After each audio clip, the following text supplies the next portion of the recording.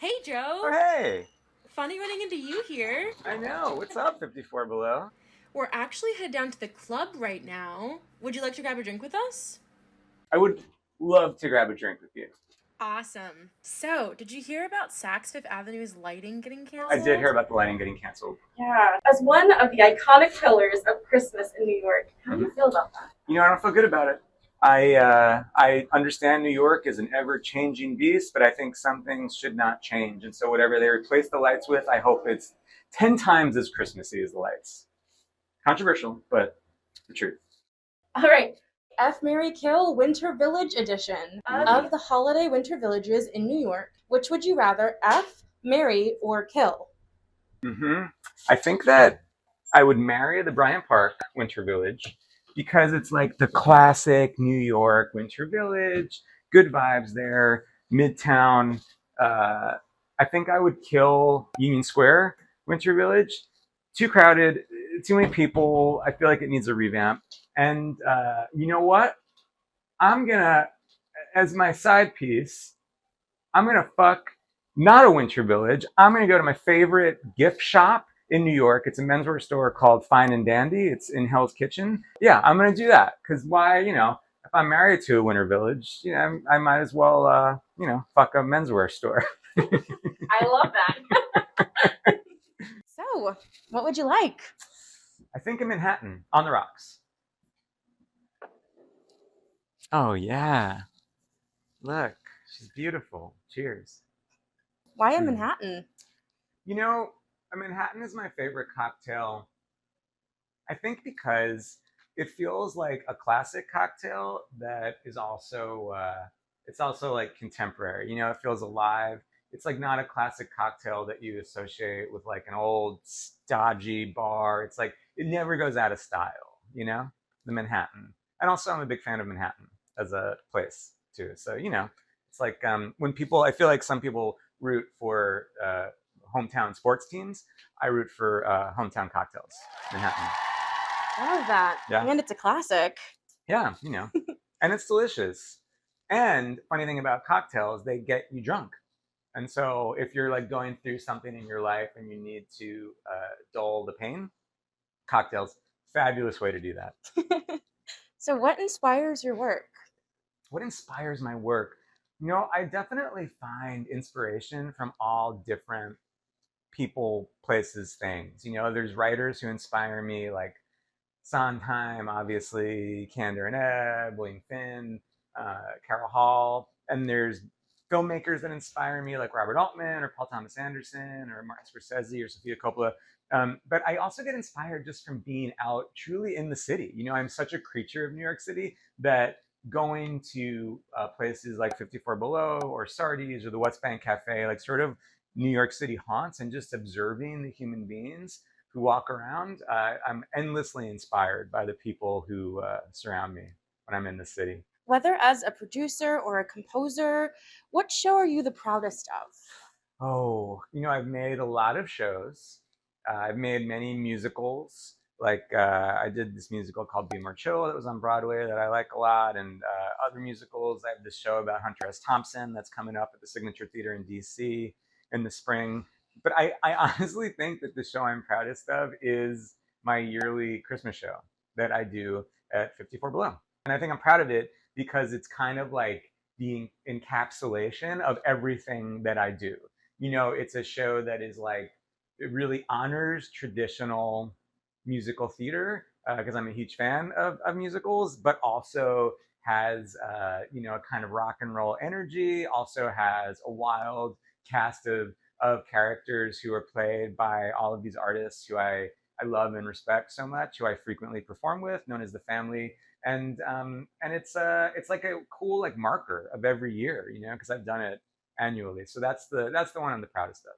Yeah, I'm actually, I think this is the 14th annual Joe Iconis and Friends Christmas Extravaganza, Yeah, right? you think correctly. Wow. Yeah, I So, know. how It's did wild. how did it start?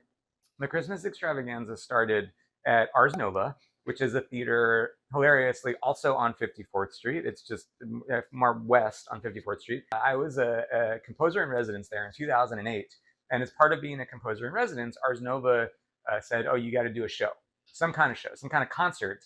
And I felt like, oh, I know what I want to do. I want to do a Christmas show, because from the time I was a little kid, I always wanted to have my own Christmas special. I didn't know what I was necessarily going to do with my life. I never thought that I would be a performer or a cabaret artist by any stretch of the imagination. Regardless, I wanted my own Christmas special, because I grew up being really obsessed with the Pee-wee's Playhouse Christmas special and the Radio City Music Hall Christmas Spectacular. And so I always kind of thought, oh, maybe one day if I kind of make a name for myself in the theater and I can kind of do things that I want to, I'd like to do a Christmas special. And so that first year we did it, and we performed. I think there was 12 of us in the cast, and at the time it was the biggest concert I ever did. That felt like a huge amount of people to me. And then it went so well that we kept doing it year after year. After 3 years, we outgrew Ars Nova because it's such a small space, and we just moved eastward on 54th Street here to 54 Below. And since 54 Below was open, this is where we've been doing the Christmas show, and it truly has just gotten bigger and crazier every single year. And the only years we haven't done it have been the COVID years when we couldn't. So I'm kind of proud of that, that it's like the only thing that will stop the Christmas show is the literal world shutting down. I love that. Yeah. This show's also become a Christmas tradition here at 54 Below. Mm-hmm. Do you have any personal favorite Christmas traditions? Well, I mean, it's, I don't mean to harp on the same thing, but it's why I'm here. My number one Christmas tradition is doing my Christmas show. It just is. It's like, it's this thing that I can measure my life in Christmas extravaganzas. It's always like, it's the only thing I do every year that's a constant. Even when I do like other runs of shows, they happen at different times of the year, but the Christmas show is truly just like, oh, it's this way that I can reflect on the last year, and I can look at the people around me and sort of think about where I came from and where I'm going.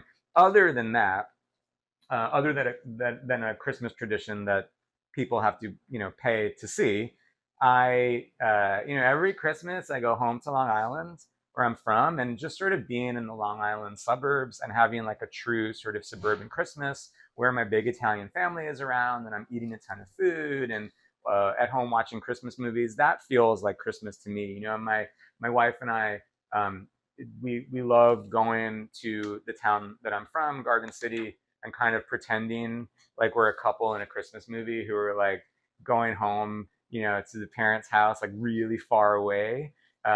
Even though it's like Long Island's really close. Like my parents are from like, they're 40 minutes away from us right now, but we sort of like to pretend like, oh, we're in this like totally different place. Yeah, it's like a weird Christmas role play thing that we do. Yeah, so all that. Nice. Yeah. And what would you say is your favorite Christmas song? Oh my goodness. Me picking a favorite Christmas song is like someone picking their favorite child. But I'll do it. My favorite, before I say my favorite Christmas song, I have to say maybe a few that I really do love. There's some ones that I passionately love. I love John Denver's Christmas for Cowboys. I love Same Old Lang Syne, the Dan Fogelberg song. But specifically, Kiki and Herb do a cover of Same Old Lang Syne, which is like, it's one of the most beautiful covers of all time. Fairy Tale of New York, which I do on my Christmas show by the Pogues. That's a classic one, but my number one absolute drop dead favorite Christmas song is Christmas, Baby Please Come Home by Darlene Love, written by Ellie Greenwich, Jeff Barry, and Phil Spector. And it's just, that song sounds like Christmas feels. That song is what Christmas is to me. And the yearning and the joy and the pure rock and roll Christmas energy in that tune is something that I feel like I try to capture, not just with my Christmas show, but with every show that I do. And so that's it for me. It doesn't get better than Christmas, Baby Please Come Home. I love that. It reminds me of a YouTube video of you performing that exact song from your show. Oh my gosh, you don't say. If I can expand on that, right? Christmas, Baby Please Come Home is such a nut song because it does this crazy trick where it makes you think that it's rhyming more than it is, right? So it goes Christmas, the snow's coming down, Christmas, I'm watching it fall, Christmas, lots of people around. Christmas, baby, please come home. And when you hear it, you think that home rhymed with something earlier, but it doesn't. And every time they do the verse in that song, there's not a rhyme there. And you feel like it's a rhyme because it's so musically satisfying. And it's like one of the craziest magic tricks in the history of pop music. The Manhattan's kicking in. Can you tell? I love that. All right, I think this brings us to our mini game of the afternoon. Oh, yeah. So we've got, it's called Emoji Musicals, Joe Iconis and Friends edition. Okay. Basically, it's going to be a stream of emojis, about 3. Okay. You will look at them and you will decipher what musical that it is. Great. The hint I can give you is one of your friends that was in that musical. Okay. Yes. Nice. So I like it. It's personal. Yes. I'm not a huge game person, but when the game is literally about me, I like it more. Perfect. All right. We got this first one here. Mm-hmm. What do you think it could be? We've got a B plus a snowman. It's probably Be More Chill. That would be right. Yeah, I wrote that musical. Perfect. Yeah, starting you off easy. That was a really, really, really easy one. All right, but I appreciate that. Yeah, gonna make you think a little bit. Okay, $3 the drama faces.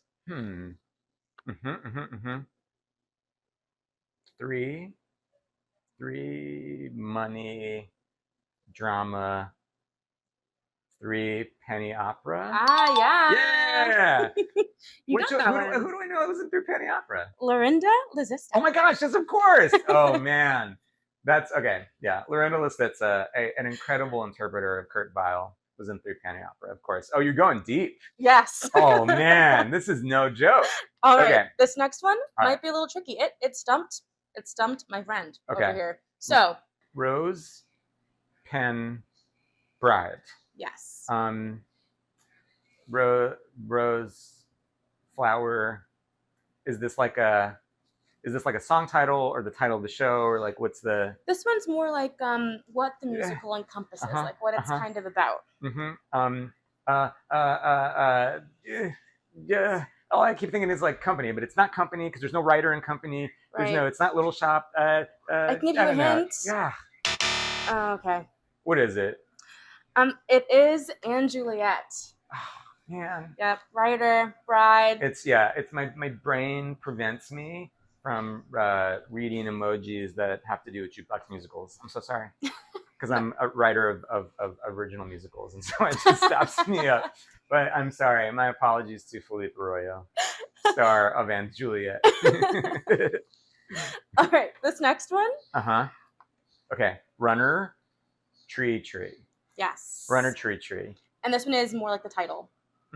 Okay, so I'm thinking run fast, tree, shrub. Oh my goodness. Multiple I don't know. trees would be like a... Multiple trees would be a forest. Yes, and so you're running from a forest. Give me hints, quick hint. Annie Golden is in this musical. Oh my gosh. I know this. No! Oh, Into the Woods. Yes, man, Into the Woods. Man. I'm going to give you this one. That's very kind of you. Into the Woods. All right. Starring Annie Golden and Krista Rodriguez. Yes. All right. And now we've got this last one here. Coconut, palm tree, green. More shape. Think of the shape. Square. Coconut, palm tree, square. Yeah. Recently on Broadway. Literally the first thing I thought of when you said recently on Broadway was Starlight Express, which couldn't have been farther from correct. Coconut, palm tree, square. Give me a hint. AJ Shively was in this musical. Okay, AJ Shively in this musical. Paradise Square. Yeah. Fabulous. My Amazing. apologies to everyone. This is Garth Stravinsky. This was so much fun. Thank you for joining us. Listen, thanks for having me. Thanks for the drink. I'm so excited to be at my home away from home, 54 Below, and I can't wait for Christmas. Amazing. And then do you have anything you would like to plug? Anything I'd like to plug? Oh, yeah. I would love to plug my new single, Wave Song, which is from the untitled, unauthorized Hunter S. Thompson musical. streaming now, wherever you stream music. And you can also listen to my album called Album that's on the streaming devices, or you could just come see me at Christmas time here at 54 Below, or you could see me this summer at the Signature Theater in Washington, D.C. for the Hunter Show, or you could probably just see me walking around Midtown Manhattan. If you see me, say hello, and maybe say something nice to me, because I could use it. Great. Thank you so much, Joe. Yeah, thank you.